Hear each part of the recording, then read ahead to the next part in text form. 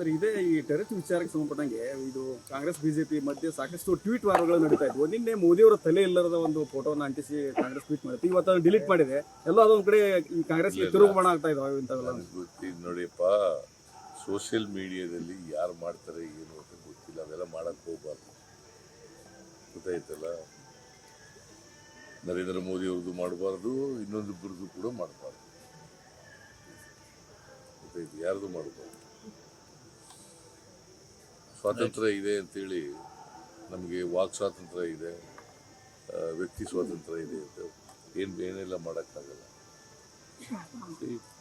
ಹಾಗೂ ಇನ್ನೊಬ್ಬರಿಗೆ ಡಿಫೇಮ್ ಮಾಡ್ತಕ್ಕಂಥ ಕೆಲಸ ಮಾಡ್ತಾರೆ.